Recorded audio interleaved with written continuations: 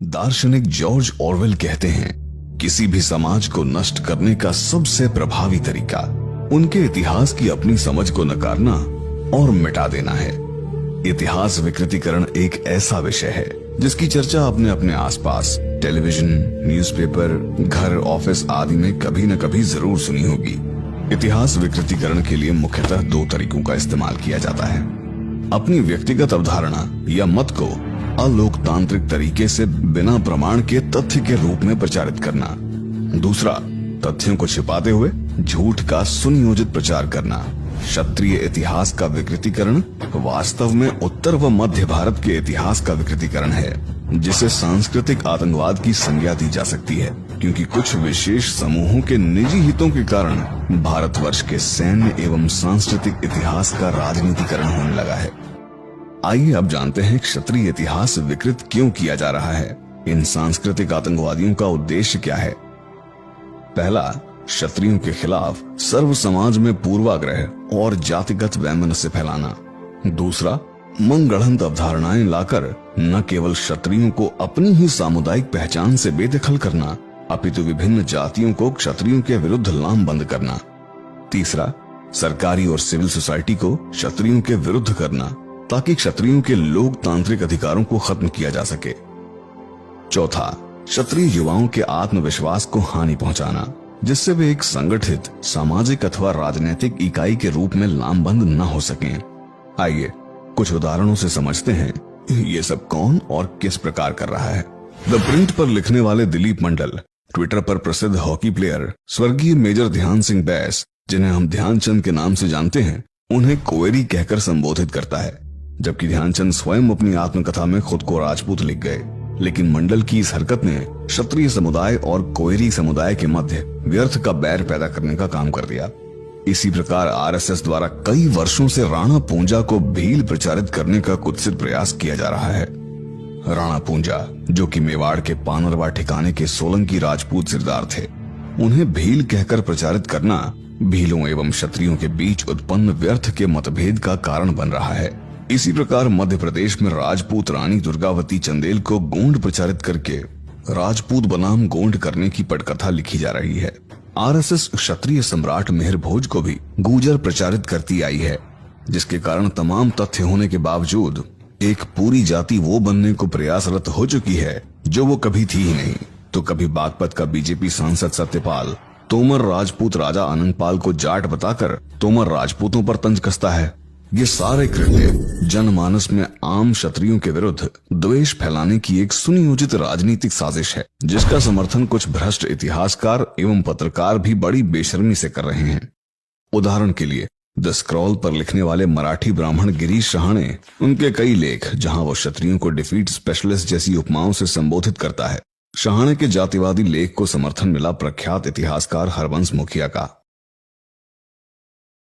हरबंस मुखिया 2018 में बीबीसी को दिए अपने लेख में लिखते हैं कि अंग्रेजों के विरुद्ध संघर्ष में राजपूतों का कोई योगदान नहीं रहा, जबकि म्यूटिनी के समकालीन लेखकों को यदि हम कोट करें तो पाते हैं कि उत्तर भारत में 1857 की क्रांति के सूत्रधार राजपूत ही थे। 1858 में British officer colonel George B Malleson ने अपनी किताब the mutiny of the Bengal army में लिखा, प्रथम दृष्टि में मात्र सैन्य विद्रोह दिखने वाली इस क्रांति ने तेजी से अपना स्वरूप बदल लिया और ये एक राष्ट्रीय विद्रोह बन गया। बिहार के राजपूत गांवों में, यूपी के बनारस, आजमगढ़, गोरखपुर जिलों में, पूरे दोआब में, जिसमें इलाहाबाद, कानपुर, मेरठ और आगरा के संभाग शामिल हैं, रोहिलखंड और अवध के प्रांतों में हमारे शासन को हिलाकर रख दिया और हमारे खिलाफ युद्ध की घोषणा कर दी। इसी तरह A.R. यंग लिखते हैं, शाहाबाद में क्रांति ने एक राष्ट्रीय बगावत का रूप ले लिया। स्थानीय राजपूत जमींदारों के समर्थन में जिले की पूरी राजपूत आबादी खड़ी हो गई। W. स्लीमैन भी लिखते हैं कि मैंने विश्व में कई देशों में कई युद्ध देखे, पर ऐसा कभी नहीं देखा जैसा युद्ध अवध के जमींदारों ने अंग्रेजी हुकूमत के खिलाफ लड़ा। स्पष्ट तथ्यों के उपलब्ध होने के बावजूद भी यदि कोई इतना बड़ा इतिहासकार विरोधाभासी बातें करे तो निसंदेह उसकी नीयत में ही खोट है। इसी लेख में प्रोफेसर साहब लिखते हैं कि आधुनिक भारत के निर्माण में राजपूतों का योगदान शून्य है। राजपूत राजाओं द्वारा बनवाए गए अस्पताल, रेल परिवहन, डैम, उच्च न्यायालय, सैन्य बल, भूदान में लाखों एकड़ जमीनें आदि जो आधुनिक भारत को उनसे विरासत में मिली। वीपी सिंह गहरवार द्वारा लागू ओबीसी आरक्षण जिससे हजारों जातियों को लाभ मिला। खेल, फौज, कृषि, शिक्षा, प्रशासन में आम क्षत्रियों का योगदान प्रोफेसर साहब के लिए एग्जिस्ट ही नहीं करता। अजीब विडंबना है। प्रोफेसर मुखिया राजपूतों के सांस्कृतिक, दार्शनिक, सैन्य योगदान को नकारते हुए लिखते हैं कि अगर हम इतिहास में राजपूतों की किसी तरह की भूमिका का मूल्यांकन करें तो मुगल शासन को स्थायी बनाने और फैलाने में राजपूतों की बड़ी भूमिका रही है। अकबर के जमाने से आखिर तक राजपूतों ने मुगलों के शासन को स्थिरता देने में अहम भूमिका अदा की। भाटियों द्वारा राजस्थान में स्थापित जैसलमेर से लेकर मोती सिंह कर्नाट द्वारा स्थापित मोतिहारी तक, जम्बाल राजपूतों के जम्मू से लेकर कलजुरी राजपूतों द्वारा स्थापित जबलपुर तक राजपूतों ने अनेकों कस्बे शहर बसाए। किंतु प्रोफेसर मुखिया इन्हें नहीं देख सकते। मुखिया जी को न खजुराहो, न चौसठ योगिनी, न बद्रीनाथ, न जंतर मंतर दिखाई देते हैं। न ही मुखिया जी को गोवादेव, रामापीर, नाथ संप्रदाय दिखता है और न उन्हें यशोवर्मन परमार, मेहर भोज प्रतिहार, दुर्गावती चंदेल, दुल्ला भट्टी, बंदा बहादुर मिन्हस, जोरावर सिंह कहलूरिया, जनरल सगत सिंह दिखते हैं। यही लॉबी क्षत्रिय समाज को दूसरे समाजों से कमतर दिखाने के लिए हमारे अस्तित्व को कुछ राजाओं और मुगलों के वैवाहिक संबंधों और मनसबदारी तक सिमटकर नैरेटिव करती है, मगर ये नहीं बताती कि उस काल में ब्राह्मण, क्षत्रिय, अन्य अभिजात जातियां मुगल प्रशासन में क्या कर रही थीं।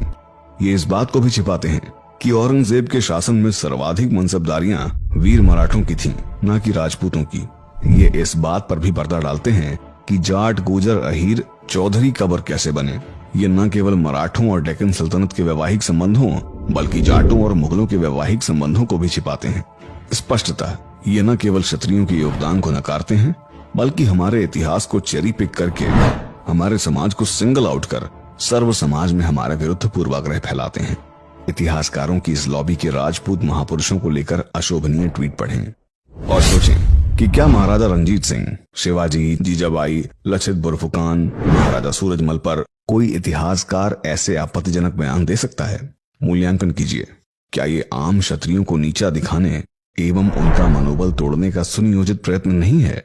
आजकल यही वर्ग ये भी दुष्प्रचार करता है कि 12वीं सदी से पूर्व कोई राजपूत जाति नहीं थी और कुतर्क देता है कि राजपूत और क्षत्रिय भिन्न हैं। यही नहीं बल्कि ये राजपूतों को अन्य जातियों का मिश्रण होना भी प्रचारित करते हैं।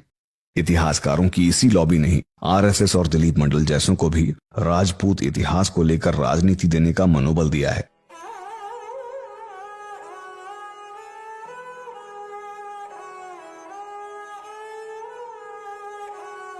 इस लॉबी में हरबंस मुखिया के साथ अंबेडकर यूनिवर्सिटी की Tanuja Kothiyal, Indraprastha college of history की रुचिका शर्मा और मणिमुग्धा शर्मा जैसे लोग शामिल हैं। यही लॉबी तथ्यहीन किताबें लिखकर गलत व्याख्या करते हुए फिल्मों और मीडिया के जरिए दुष्प्रचार करती है और यहाँ तक जयपुर एवं लखनऊ लिटरेचर फेस्टिवल का भी सुनियोजित इस्तेमाल करती आई है।